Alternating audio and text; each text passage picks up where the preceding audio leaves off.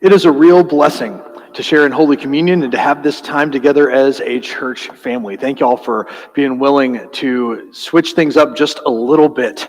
As we've shared in this open table, we also hear this image of what church can be from Acts 2. May we receive these words from Holy Scripture for us as a guide and a foundation for us as a church family.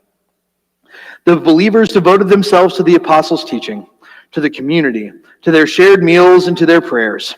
A sense of awe came over everyone. God performed many wonders and signs through the apostles. All the believers were united and shared everything. They would sell pieces of property and possessions and distribute the proceeds to everyone who needed them. Every day they met together in the temple and ate in their homes. They shared food with gladness and simplicity. They praised God and demonstrated God's goodness to everyone. The Lord added daily to the community those who were being saved. This is the word of God for us, the people of God. Thanks be to God. Friends, will you pray with me? God of love and God of grace, this is your time and we are your people. Open our hearts, our minds, and our lives to your presence that we would receive your word and respond with all that we are. Amen. Well, we hope you saw the email this week where we sent some additional questions and follow-up based on the stack of note cards I think I saw. We may do that again this week, or we may do a little series of videos that we send out to you. But we are so grateful for your questions and your conversation as a church family, and we're going to dive in. So our first question, we've got two cards, and I think we can ask these together. Does it take 2/3 vote by the congregation to decide to start the 12-month discernment period? And is it possible to have a vote of the congregation to see where our church stands before a discernment period and then have a final deciding vote? So we're talking about the United Methodist Church and the state of things there. I will refer you back to last week's conversation. We spent a lot of time talking about the logistics of the North Texas Conference and the United Methodist Church and the future of things. Now, in terms of deciding a discernment process, there needs to be a pretty healthy majority of the church that wants to do a discernment process if you would want to discern to be part of the newer Global Methodist Church or some other denomination or something. So be mindful of that. And again, we can have that conversation in terms of, discerning where we are as a church. Again, I would encourage us to be talking to one another, be listening to one another. I know consistently things that I'm asked of from you as our membership is, we have it on the doormats outside. It's a saying of the United Methodist Church, open hearts, open minds, open doors. And that's pragmatically a lot of what Plymouth Park has been about and wants to continue to be about. So I just offer that to you in the midst of our conversations. But I believe in terms of discerning where to go, it does not need to be a 2/3 vote, but I would also advise that if we're not close to that in the discernment process, it may be worth considering how we would move forward practically in that too, just in terms of what kind of conversations are we going to have and what are our outcomes going to be as a church. So, and I would again encourage us to remember, we're not just talking about hypothetical ideas. We're talking about our relationships with folks in our church family, folks that we're blessed by, long history of who has grown up in our church and who is part of our church now. And along with, I know some questions that were returned in that we'll talk about too. We're not just talking about what do we think about things. We're talking about how do we love and share the pews with one another, share our Sunday school classrooms with one another, share worship, and share our life with one another. So I offer that. Did I hit both parts of that? Okay. And again, please talk to me after. We got lunch after. So come. Sit by me. Let's talk. If you want to have more follow-up about these logistics, please. Yeah. Cool. So next question. Talk to us about the UMC's stand on women's reproductive rights. So with that, I want to acknowledge, too, we got a lot of ages in the room. So we want to have an encouragement of all ages to talk to parents. And parents, if you want to have those conversations with your kids, a lot of this faith begins in the home, and talking about the world we live in, I think, also begins in the home. The United Methodist Church does have social teachings about reproductive health. And like with human sexuality, those teachings are not church doctrine. I think we need to be real clear on that. Church doctrine is one thing. Our social teachings are another thing. They're a compass for our lives, but they are not set in stone, and they're also not the way you have to think as United Methodists. Our social teachings seek to embody the love of God and love of neighbor in the best conscience that we can at this point in time. You've heard me speak about women's reproductive health from the pulpit in sermons or at different moments in pastoral statements. So you've heard my interpretation, understanding of our social principles, that there's nuance there, but our hope is to stand alongside women in those moments. And again, you know and love someone who has been in those conversations, in those moments for their health and for their life. So these aren't just ideas we're talking about. We're talking about our relationships with one another. And with that, since I am not someone who is personally faced with those decisions, I'm going to invite our associate pastor, Reverend Audra Welch-Chavez, to speak from a different perspective and voice. Yeah, it's fun. So I always reference our book of discipline. You'll see on my copy, at least, I've got some sticky notes and some things that I frequently reference. But for the church nerds in the room, this comes from paragraph 161, section K, on our stance, or our social principle, our understanding of how we engage with the issue of abortion and of women's healthcare access. And we talk about how that is nuanced, that it's just like divorce. We also have a statement on that we believe that it's a painful reality of our human condition, right? But we also understand that there is some medical reasons, and that there are choices that are made, and that the church's response is not condemnation or shame, but the church's response is love and compassion and grace in those circumstances, and protection of life, health of the mother and of the child. And it also goes on, so if you can see, I'll kind of point out so you have a visual reference. So this is where it starts. It's on this page, it goes down, but then we get to about the next paragraph the first paragraph on the next page, and then the rest of the conversation is about sexual education and about the way that we're talking about human sexuality and about sexual reproduction with our young people and with our grown-ups, all the way up through, and about how the church is tasked with the responsibility, according to our social principles, to provide and to partner with communities to provide access to medically accurate, evidence-based sexual education. And if some of you have been in conversations with me, you know that that's one of the things I'm passionate about. I think the church has a lot of support we can provide to our families, to our young people, to anyone who is a sexual being, which is all of us, right? And that information is one of the things that we're responsible for as a church family, is making sure that information is out there. The science and research shows that parents who talk to their kids are more likely to delay sexual activity until their late teens, early adulthood, and that the more conversation you have about it, the less taboo it is, and the less fear there is around it. So the more access to medically accurate information will actually make all of our communities better, and that it's one of the things that will alleviate the systemic poverty that we have in our country. Yeah, absolutely. Thank you, Audra. Appreciate that. And that's stuff that we're long history of the United Methodist Church. There's a curriculum called Created by God. Carol Jones, our finance manager's mother, wrote that curriculum. My grandfather helped lead camps and retreats about that curriculum that talks about this medically accurate understandings and of healthcare and needs. So those are conversations we want to have at age-appropriate ways, and we offer those for adults and youth throughout that. Maybe some of y'all have been to some of those parenting seminars and classes. We also don't just offer those to our kiddos. We extend those invitations to the community. We've hosted Irving ISD and their parenting conversations. We have hosted neighbors and mental health professionals and other health professionals to engage with our young people as they grow. So, yeah. Our idea is that if you've got the education, then you can make good choices for yourself. Yeah. All right. So our next question states this: what do you feel we are doing wrong with our kids?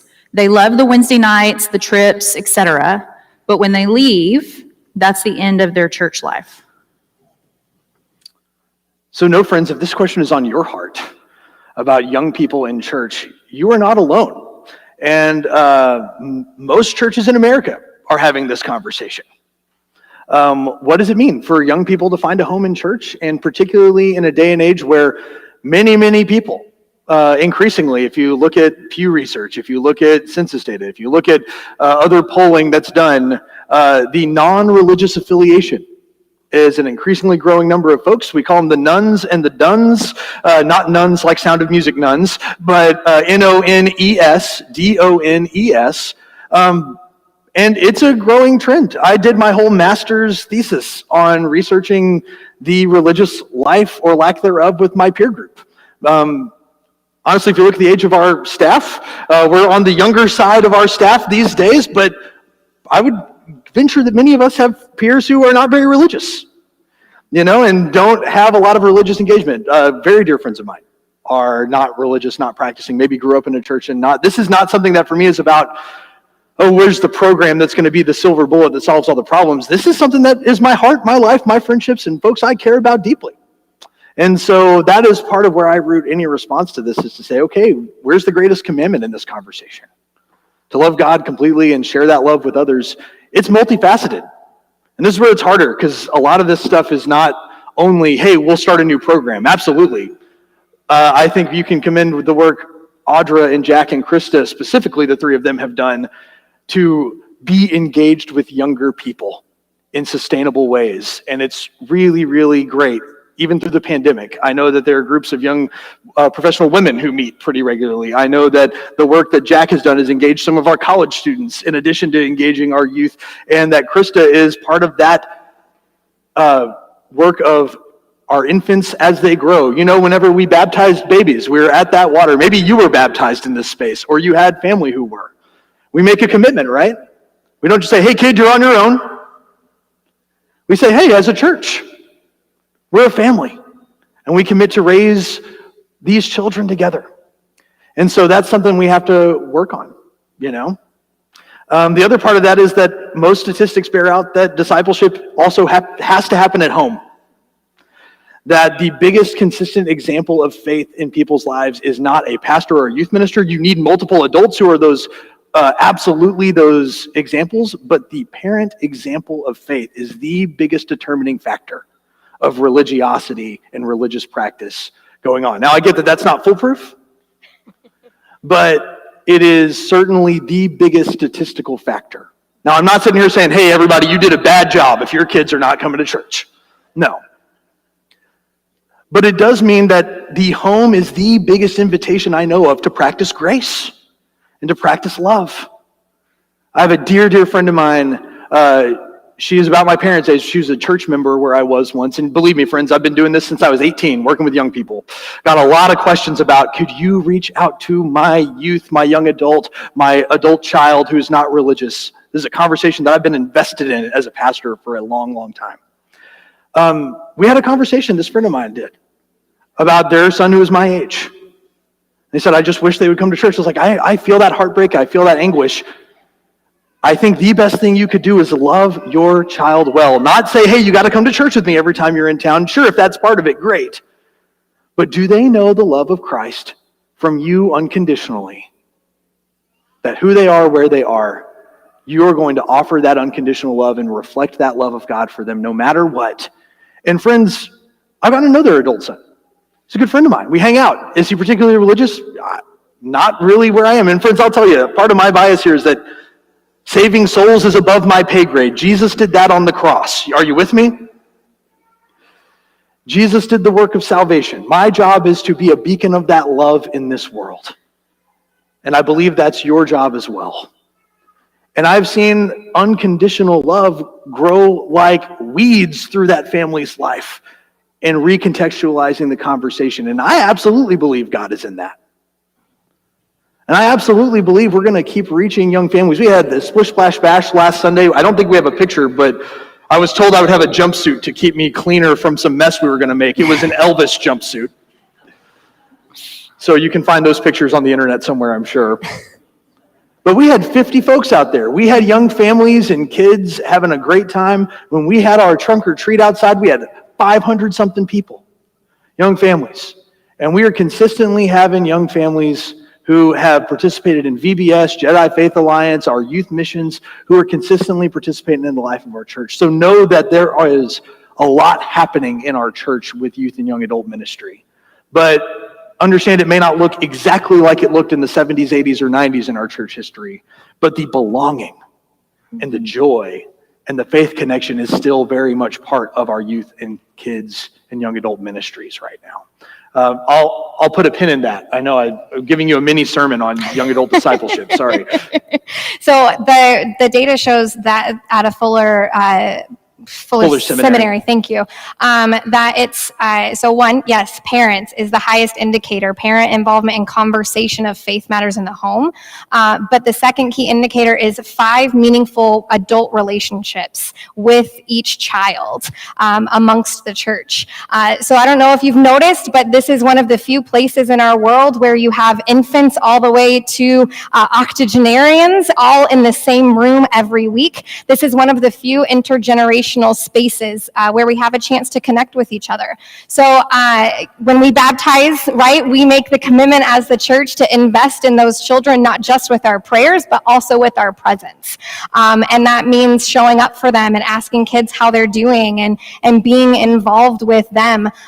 So, I hear the challenge, or I hear the question of what are we doing with our kids? And I feel that challenge to myself of how am I connecting with our kids? How am I, as on staff here, and again with Krista and Jack and the work that they do and the work Marcus does, how are we connecting you all to our young people, right? Because we can be people, but you've also got to be involved in their lives too, and I've got to be involved in their life as well. Yeah. So we kind of do it together as that village that's raising our families together, right? And I just think that's such a gift and such a unique place that we get to show up and be the love of God in those places. I'd say if that's on your heart, hey, come to lunch, see what the youth and kids did all summer, and come hear their stories and see the pictures. Or if it's on your heart, ask Jack or Krista, where can I get involved? Believe me, we've got places for you to be involved if you care about the young people in our church. And I spend at least one Wednesday night a month hanging out with our youth. And it is important for me for them to know they're not just in the youth space down there, and that's their little place. It's good for them to have that space, but for them to know this is their church. And I am their pastor. I'm not pastoring just to the grown-ups, but I'm their pastor, and that they belong as part of the church family. We talk about, Whitney Houston said, I believe the children are our future. Friends, in the church, every age is our present. Our children and our young people are the present of the church too. And part of that may mean that we also plant seeds in a vineyard for them that some of us may never see the full fruit of, but they grow to have the shade of those trees and the life of that vineyard. And I think that is a beautiful gift we can offer one another as well. So, sorry, we struck a nerve of a passion place for me this morning. Thank y'all for welcoming that conversation today. All right, next question. Does Ppumc and other United Methodist churches perform weddings or funerals for people of the LGBTQ community? Yeah, so the short answer is absolutely. For funerals, we'll offer funerals for everybody. And I've personally performed funerals for LGBTQIA individuals, and I've found those to be particularly really holy moments to stand alongside folks in a journey there.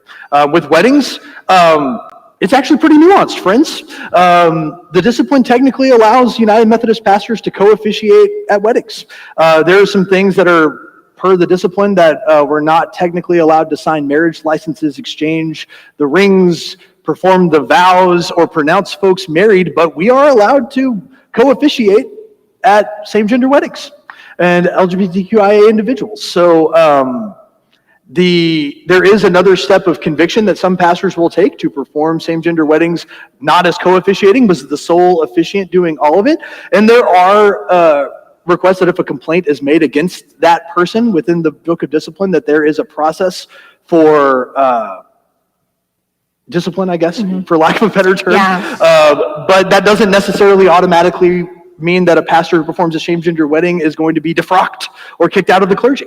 If there is a just resolution met and a holy conversation around that, then folks can continue to practice ministry in that. So know that there's a lot of nuance there. And again, if you have more questions, find me at lunch. I would love to talk to you more about that. But yeah, so that's the long and short of that. Yes, and yeah, more or less. We can co-officiate for sure. Yeah. All right. What is the hardest part of your job, and how can the congregation best support you? Anyone else want to take this first? Yeah, can we bat this one around? It's been an interesting season in ministry, friends. It's been an interesting season in the church, hasn't it? The last few years. I had this conversation with Namaste a couple months ago, and I think it's important to talk about it openly and honestly here. My first day on the job here, I was told of some unresolved matters of sexual misconduct or sexual harassment within the congregation. And immediately I saw my initial, first 90 days on the job going up in flames because of what it would mean to honestly, transparently address those unresolved claims with our leadership, with folks who had brought those claims forward, and with the higher-ups within the denomination to say, hey, I'm new here, help. But it was clear in a lot of those conversations that that is something that our leadership has had to have a lot of conversation about. And so it has happened since my first few months on the job and has consistently been part of the job that we've had to have different conversations about our shared life together and the expectations of our shared wholeness. That leaders get ministry safe trained. If you're working with youth or vulnerable adults, you get ministry safe trained. And that bigger legal issues that our congregation has faced, hopefully that can be avoided when many more of us understand what it means to honor one another, to have healthy boundaries, and to have proper procedures and safety in place. So I can't share the specifics of those details, but I can tell you that was a deeply, deeply challenging moment for my very first hours on the job here to have those conversations as a church with you. And honestly, those conversations are probably even harder than the hardest parts of the pandemic, because the pandemic has been incredibly difficult, but those matters of that type of misbehavior within the church is unfortunately sometimes systemic, and sometimes takes a holistic inside-out approach of how do we love one another well. And I take very, very seriously that the church is a place with no misogyny, no harassment, no mistreatment or poor boundaries with one another, if at all possible, so that every person here knows that you're safe and knows that this is a place you can thrive. And I take that incredibly seriously, because if anyone has left our church doors wounded because of misbehavior or misconduct, that is a deep, deep thing that I feel the need for us to repent of and to find a holier way forward. I believe there's grace for us in that, and that's not the end of our story, friends, but those are some things that I walked into and have found really challenging. And I think it's important for us as a church family to say that is no longer where we are, and we will walk a holier and more loving path forward. So, yeah. Piggybacking on that, ditto. That stuff's really hard, and that can really wear down. For me, on my spirit, it can really wear down. But I always find you guys do so well at loving on us. I shout out to David Martin for the cookies last week. Absolutely, amen. You guys just do such a good job of checking in and asking genuinely how we're doing and how we're holding up. But for me, that's really, really hard. And I sit in a place where neither one of us direct the future of the church, right? Like the path and the ministry and the direction that we're going as a church is from you all, right? And so I find I try to